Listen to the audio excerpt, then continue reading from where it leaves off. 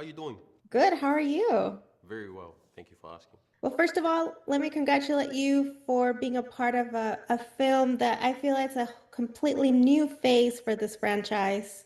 Yeah, thanks. It is very new.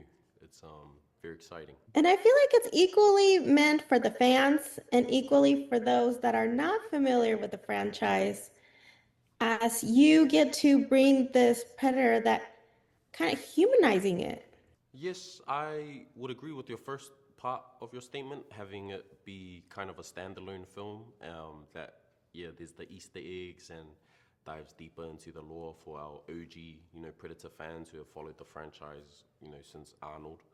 Um, but yeah, and it also new fans can enjoy the film because yeah, it's action packed. It has a bit of comedy. It has drama. It has a good story that you can follow and invest in without having to know any prior knowledge of other Predator films. But um, in terms of humanizing the Predator, I personally don't like using that word only because yeah, he's not human at all.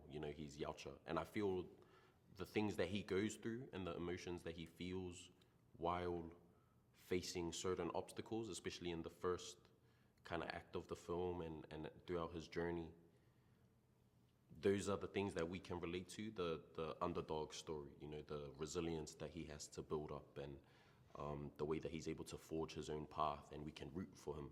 But in my preparation for Dick, I'm still trying to keep him as primal and animalistic as I can because yeah, he's a Yautja. He'll rip your face off if you step the wrong way.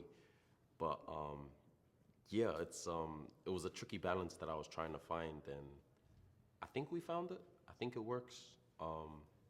But yeah, I mean, I think it works. Look, I used humanizing for a yeah, yeah, predator. yeah, true. Now, can you tell me a little bit about the part of you getting to have a human backpack? I understand Dan casted you because of the way you move, some of your physique abilities, but I'm wondering also if it had something to do with the height. The high, Are you oh 7'3"? no, I'm not 7'3". I don't know where that came from. I'd like to apologize. I've had this question a lot, and everyone is severely disappointed when they see me in real life because I'm only 6 foot tall. I don't know where it started. I've just never denied it on anything on social media because I think it's funny, but some people think it's serious. So yeah, I'm not 7'3". Um, but yeah, it was a fun little, I guess, exercise trying to figure out how we were gonna do the backpack. Reading it in the script, we weren't too sure how it was gonna work. The story was amazing, but the logistics of everything was still up in the air, and I was like, I don't like I can carry her if you want, but I don't know like if we're gonna last the whole shoot. If she's just on my back, but the stunt team led by Jake Tamori were amazing. They were able to come up with all these rigs because we shot on location as well. So we were I was carrying her up like mountains and running through rivers, and we were up in the air at some points. So yeah, having the rigs to balance out the weight a little bit and alleviate some of it off of my shoulders, so I wasn't fully carrying her the whole time. Yeah, it really helped, and I really like that we did it practically as well because yeah, at the end of it, we kind of get to watch the film and be proud. Like, man, we actually did that.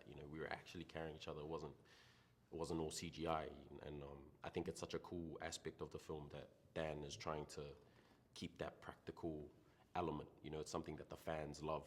From previous Predator films, it's an actual person in the suit. It's actual stunts being made, and yeah, it's cool. Well, thank you again. Congratulations. Cinematography was awesome, and I'm glad you referenced that about the film. And again, thank you again, and thank you for clarifications. Nah, you're all good. Thank you so much. I appreciate your time. Of course. Bye bye. All right, bye.